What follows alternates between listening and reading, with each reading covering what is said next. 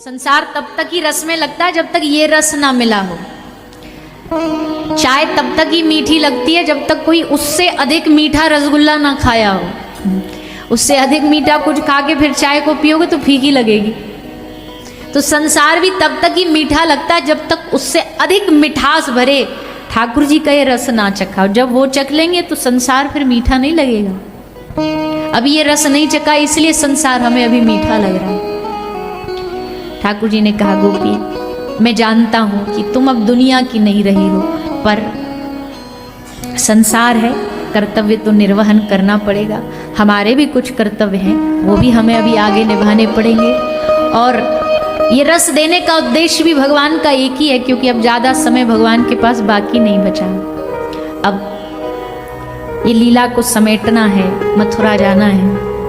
जाने से पहले भगवान गोपी को अंगीकार करना चाहते थे और भगवान ने वो कर लिया। सब गोपियों को आज्ञा मिली, सब अपने अपने घर आ गई। घर तो आ गई पर मन तो वहीं रह गया। और तन से आप कहाँ उससे फर्क नहीं पड़ता, मन से आप कहाँ उससे ज्यादा फर्क पड़ता है। कई जीवन में ऐसे होते हैं हम उनके तन से नजदीक होते हैं पर मन से नहीं होते। और कोई ऐसा होता है वो हजारों किलोमीटर दूर भी आपसे हो पर मन से आप उनके करीब रहते हो। तो भले संसार में रही गोपी पर मन श्याम सुंदर से जुड़ा रहा। फिर भगवान ने प्रलंबासुर आदि दैत्यों का उद्धार करने के उपरांत मथुरा जाने की योजना बनाई। ये सब भगवान की लीला ही है, ये सब भगवान का ही नाटक चल रहा है। वो ना चाहते तो थोड़ी ब्रज छोड़ के जाते, पर ये सब लीला है उनकी। सब पर कृपा भी करनी है, लीला भी करनी है, उद्धार भी करना है। तो आज भगवान ने एक लीला करी।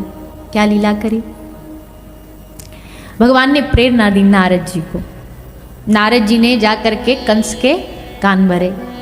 नारद जी बोले, अरे भैया कंस, अब तक तुझसे देवकी का 8वां पुत्र न ढूंढा गया, हद हो गई। इतने दैत्य तूने भेजे मारने के लिए, पर उसका मारना तो छोड़ो, बाल भी बांका कर पाए, बाल भी उखाड़ पाए? कंस बोला नहीं।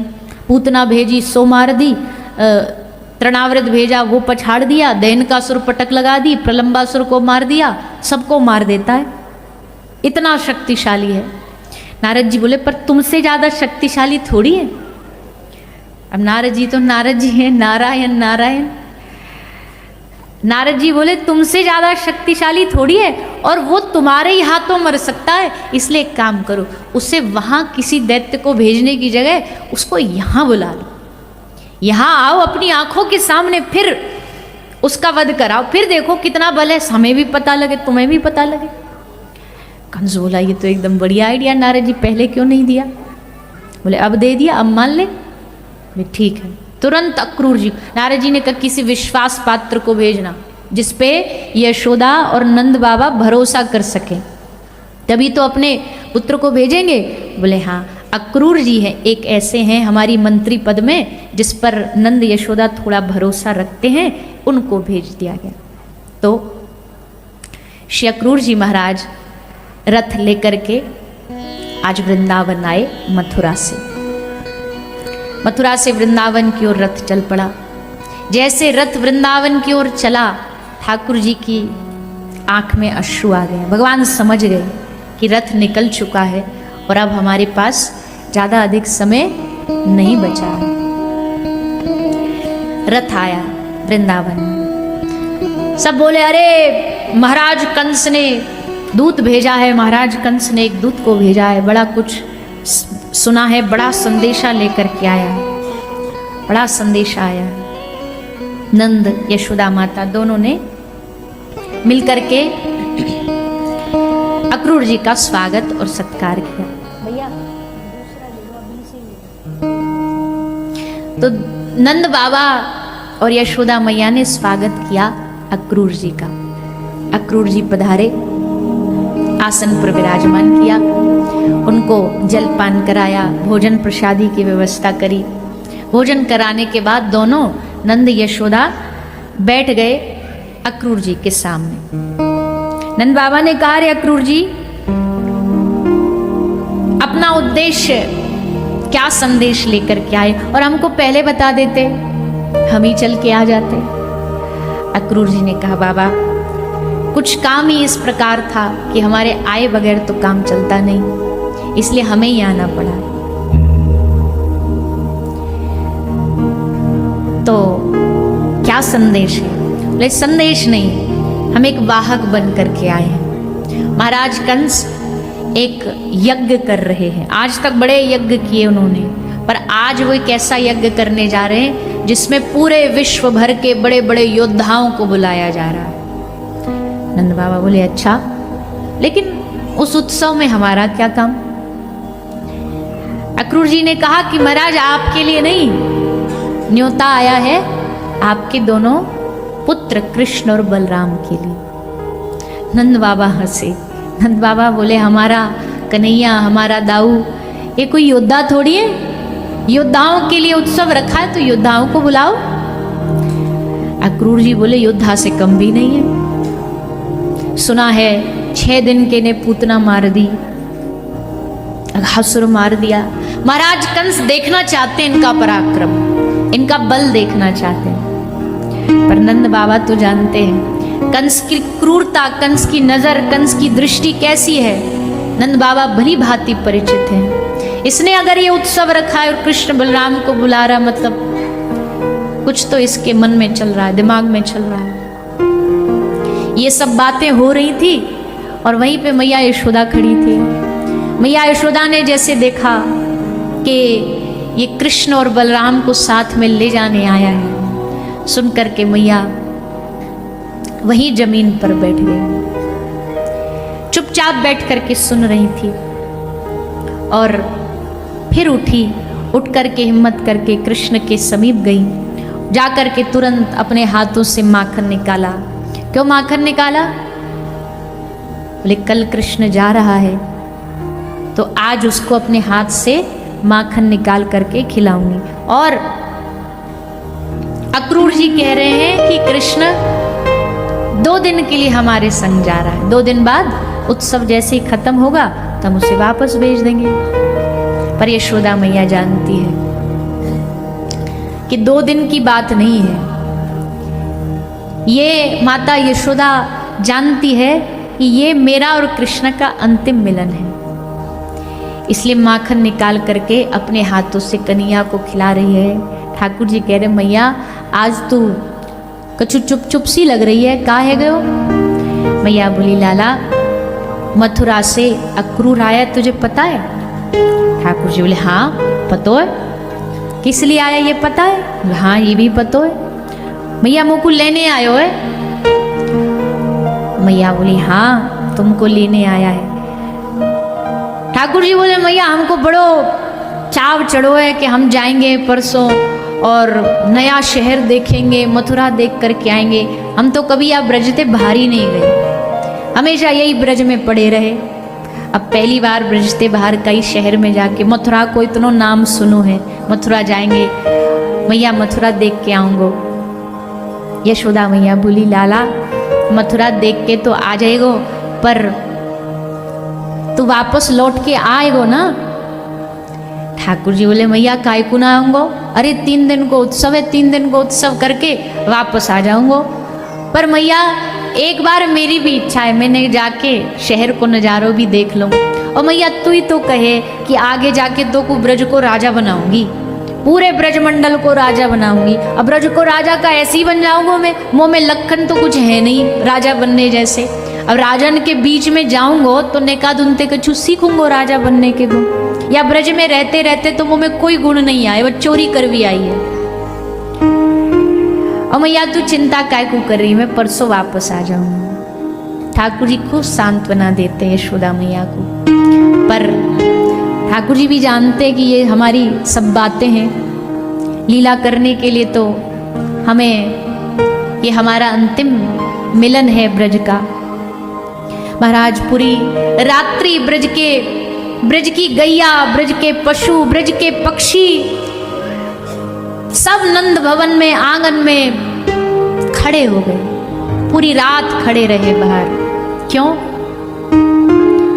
सबका हृदय जानता है कि आज अंतिम रात है, अपने कन्हैया को हम जितना जी भर के निहार सकते निहार लें, उसके बाद फिर देखने मिलेगा कि नहीं मिलेगा।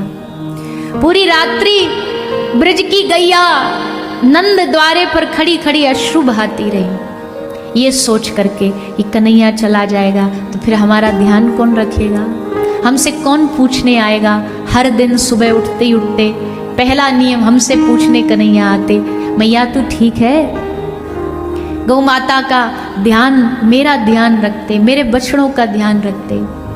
सामने खड़ी होकर के गाय रंभा रही है, मोर, आज मयूर की आंखों से झरझर अश्रु बह रहे हैं।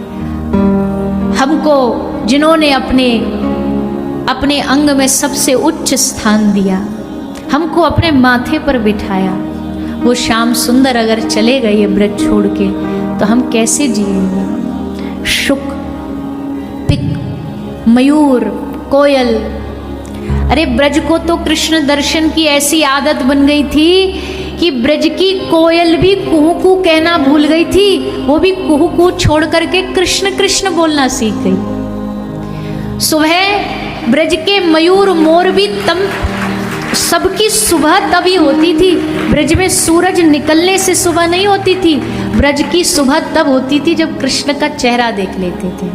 या अब ब्रज में सुबह हो गई, अब प्रातःकाल हो गया। शुक पिक मोर बाहर खड़े खड़े, वृक्षों, पूरा वृंदावन के जितने पक्षी हैं सब अपना अपना आशियाना छोड़ के आज नंद भवन में डेरा डाल लिया सबने।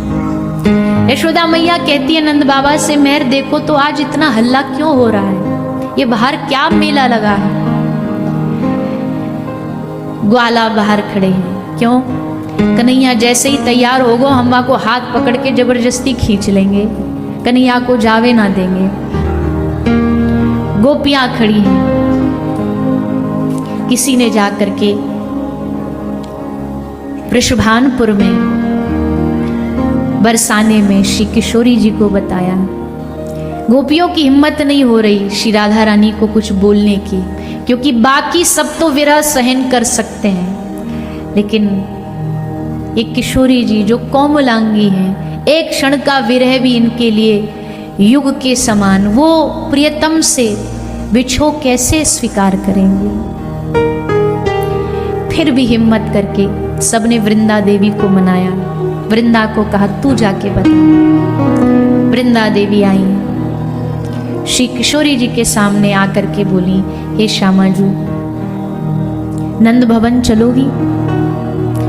श्री किशोरी जी बोली, मेरी मति तो बावरी है ही है, पर मुझे लगता है वृंदा तू तो एकदम ही बावरी हो गई। इस समय देखा है तूने, सूरज ढल गया, आधी रात हो गई है, इस समय क्या मैया बाबा जाने देंगे, और जाने भी देंगे तो यशोदा मैया को क्या बोलेगी, मैया पूछेगी क्यों आई है तो क्या बताएगी।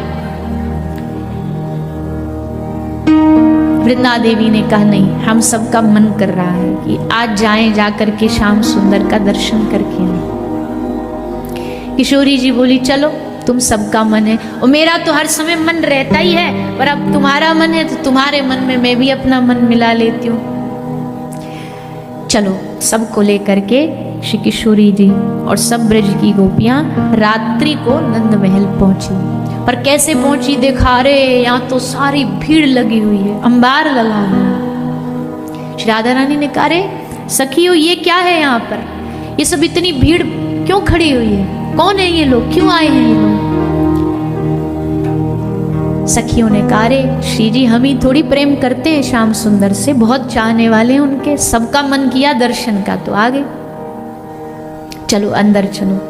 और सब सखियों को लेकर के श्री किशोरी जी भीतर आए। आकर के देखा सबकी आंखों में अश्रु हैं, पर ये सब रो क्यों रहे हैं, दर्शन करने आए हैं पर रुदन क्यों कर रहे हैं। आज तक इस ब्रज में ऐसे किसी को उदास नहीं देखा, हमारा वृंदावन ऐसा उदासी से भरा हुआ थोड़ी है, हमारे वृंदावन में तो हर रोज नृत्य होता है, यहाँ हंसी गूंजती है, आज ये रुदन की चीख क्यों सुनाई दे रही है। वृंदा देवी ने श्री किशोरी जी को कहा आप बैठ जाओ, और बिठा करके उनसे कहा कि हे किशोरी जी अब समय आ गया है। किस चीज का समय आ गया है, अब समय आ गया है बिछड़ने का, विरह का, वेदना का। अरे किस बात का बिछड़ना वृंदा, तू कौन सी बात कर रही है, कैसी बात कर रही है, लगता तेरी मति बोर आ गई, बावरी हो गई है तू। वृंदा कहती है, हे किशोरी जी, श्याम सुंदर हम सबको छोड़ करके जा रहे हैं। किशोरी जी बोली, कैसे, क्या मैं कोई सपना देख रही हूँ?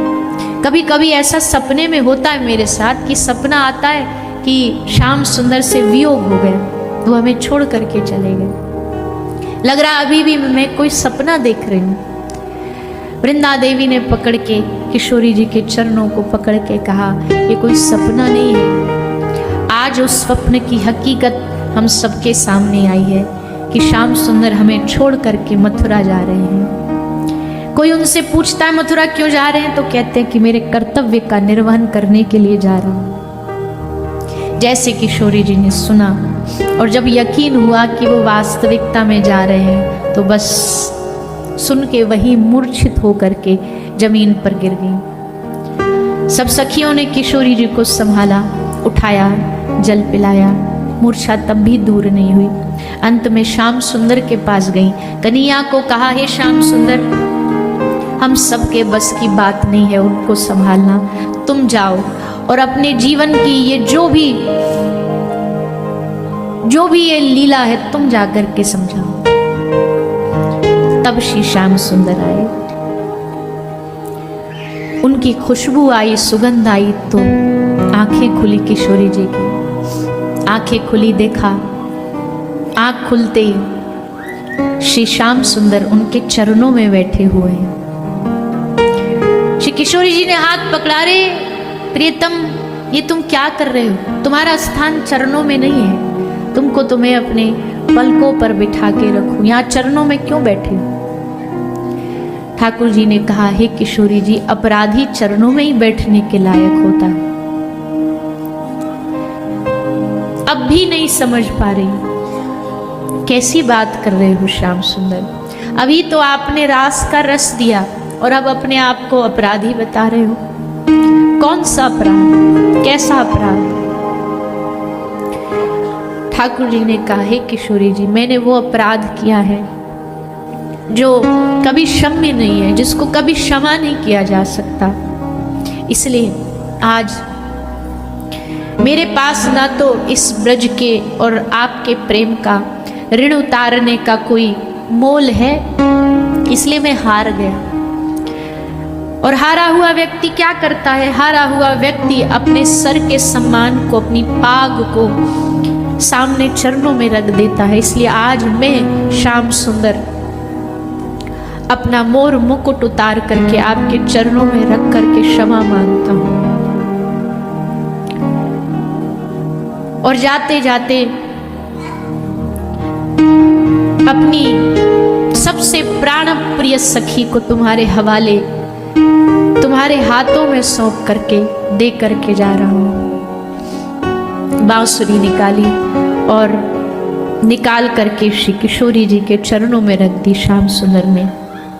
और श्री किशोरी जी से कहा कि हे स्वामी जी, जब कभी आपको मेरा स्मरण हो जाए, विरह वेदना बहुत बढ़ जाए, आप उसको सहन ना कर पाओ, तो बस ये बांसुरी बजाना और मुझे बुला लेना, मैं आ जाऊंगा। जैसे ही किशोरी जी ने सुना तो बड़ी जोर से हंसी और हंस के बोली कि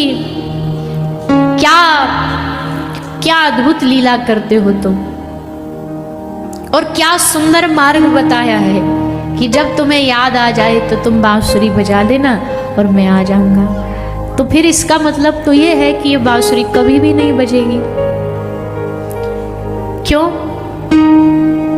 क्योंकि तुम ही अपने शब्दों में कह रहे हो ना कि जब याद आ जाए तो बजा देना। याद तो उसको किया जाता है जिसको कभी भूला जाता हो।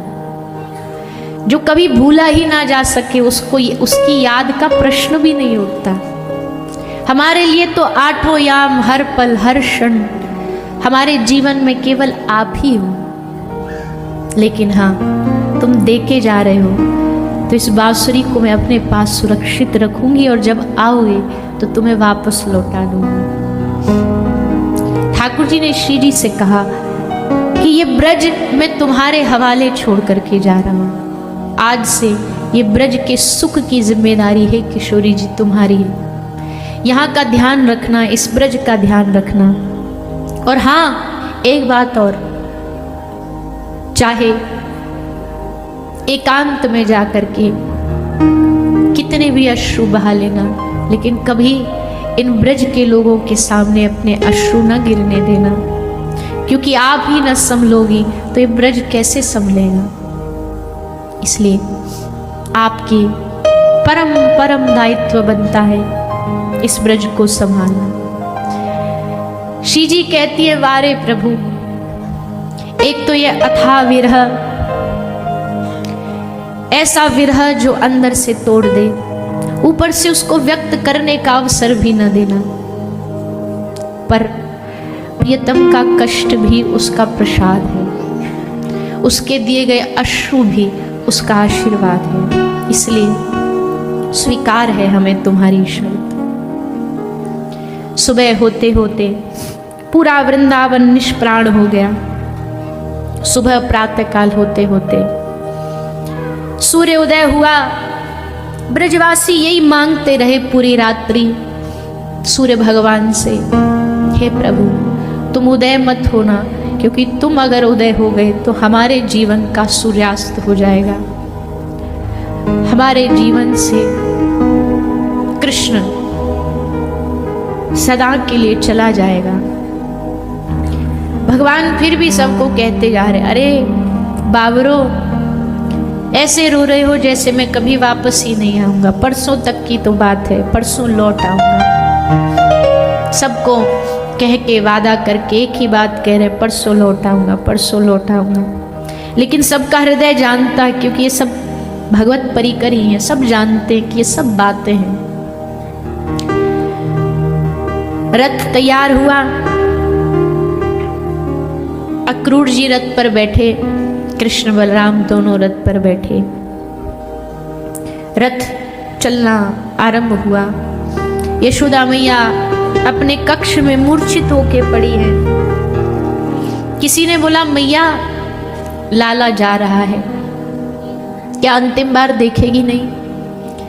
यशोदा मैया उठी, भागी, दौड़ी रथ की ओर भागते भागते, दौड़ते दौड़ते कन्हैया को आवाज आई, मैया पुकार रही थी, लाला लाला। उतरे श्याम सुंदर रथ से। अक्रूर को कहा, अक्रूर रथ रोक।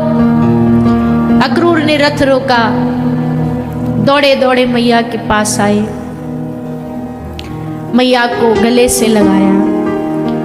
मैया कहती है, लाला एक बात कहूं? हाँ।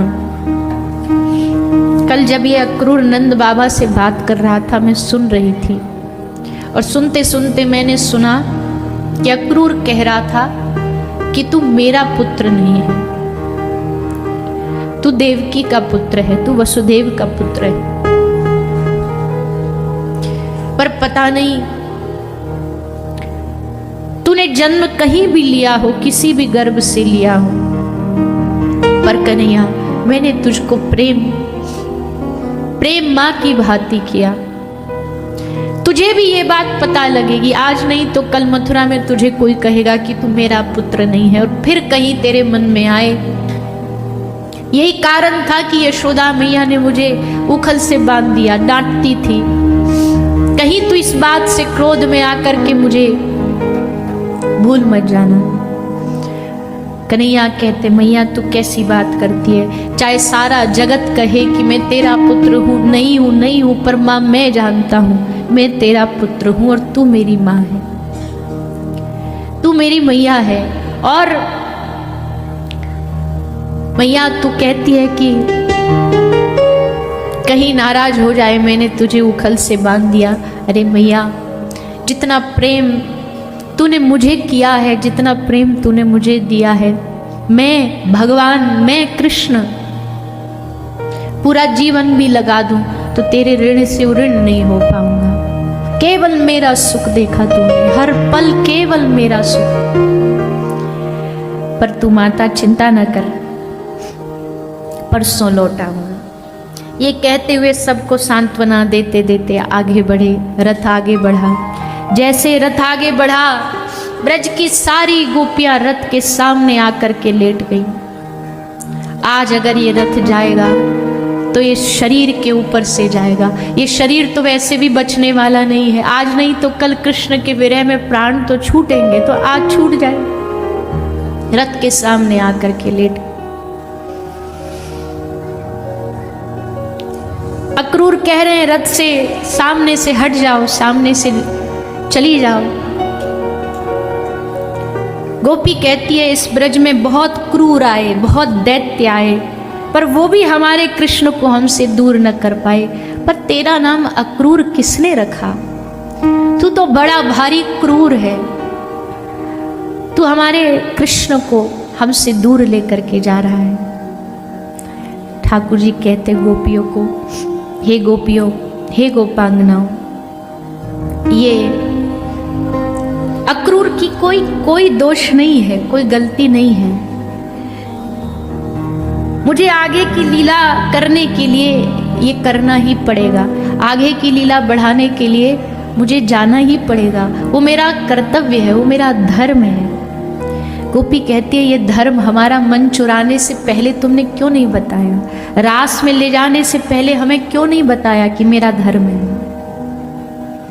लेकिन भगवान की इच्छा के आगे किसकी चली है? भगवत इच्छा के सामने किसी की नहीं चली। गोपी खूब रुदन करती है, नहीं रुके ठाकुर जी। चले गए मथुरा की ओर प्रस्थान करते हैं। कुछ लीलाएं भी करी, कुछ कंस का उद्धार किया, कंस को मारा, लेकिन ब्रज का इंतजार तब भी खत्म नहीं हुआ। ब्रज की प्रतीक्षा तब भी खत्म नहीं हुई। ब्रज बस इसी इंतजार में रहा। जब सूचना आई कंस मारा गया तो सबको लगा अब कन्हैया वापस लौट आएगा, अब हमारे श्याम सुंदर लौट आएंगे। लौट करके आए, लेकिन कृष्ण नहीं आए। अब जब कृष्ण को भी ब्रज का स्मरण, ब्रज की याद खूब बढ़ी, तो ब्रज भेज दिया एक दूत को। दूत का नाम है उद्धव।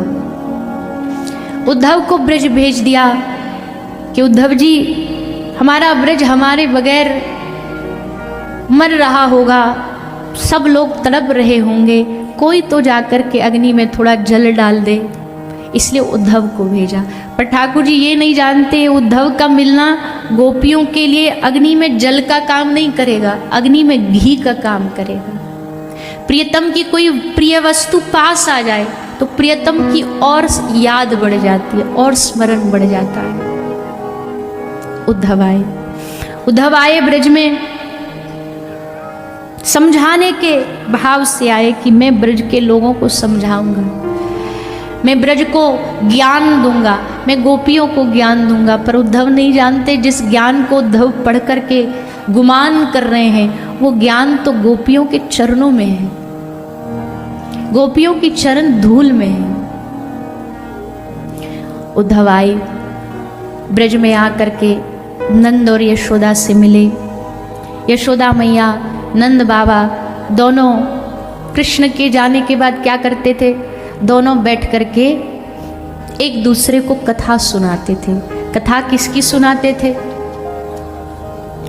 नंद बाबा कभी वक्ता बन जाते, यशोदा मैया श्रोता बन जाती और फिर कथा सुनाते हैं। अरे यशोदा तुझे याद है एक दिन कन्हैया ने ऐसा किया?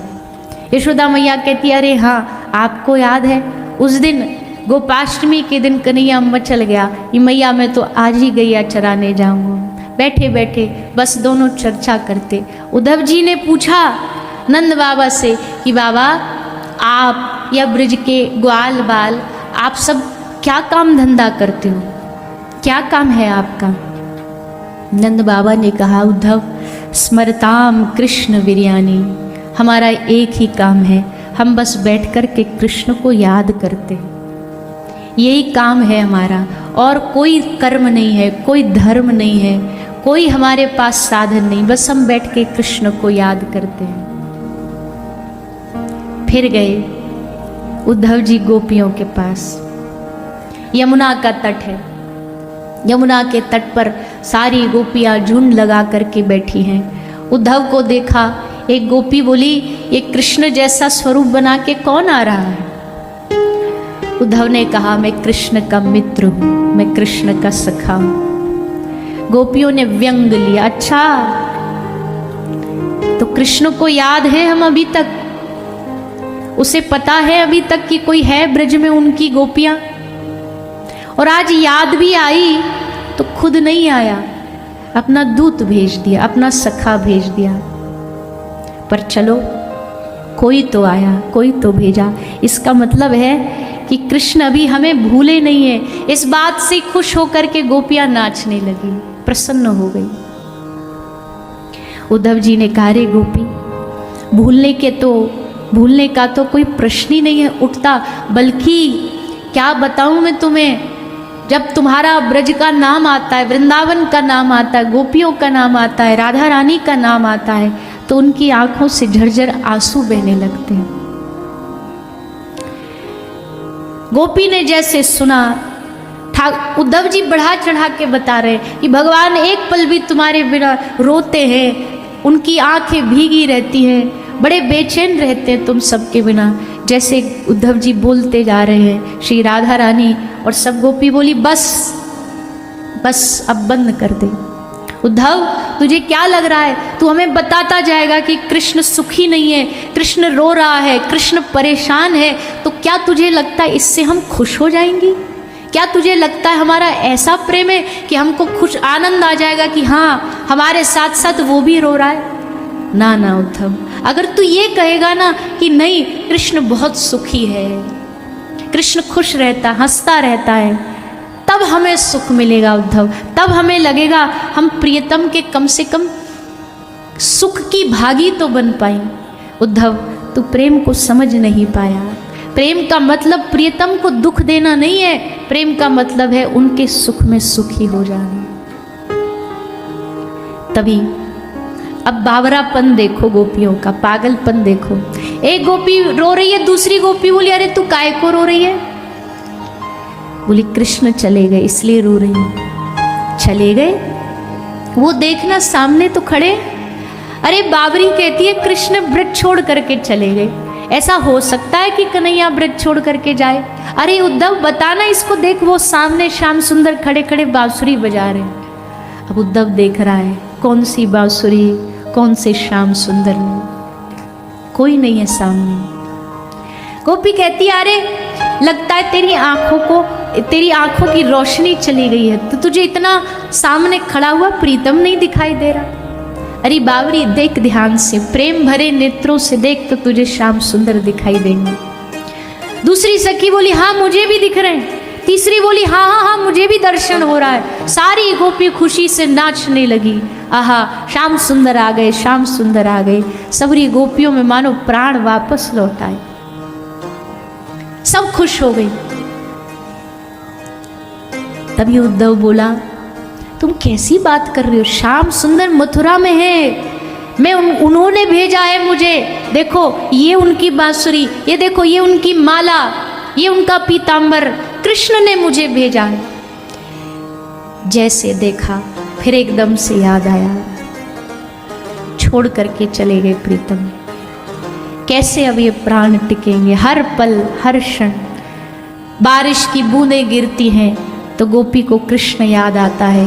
कोयल मोर जब कुहू कुहू कहते हैं, पपीहा जब अपनी आवाज निकालता है तो ठाकुर जी का स्मरण होता है। कमल के पुष्पों को देख करके गोपी को कमल नयन श्री ठाकुर जी का स्मरण होता है। और हर पल, एक पल में भूल जाती है कि वो चले गए, हर पल याद रहता है कि वो यही है, फिर याद आता है अगले पल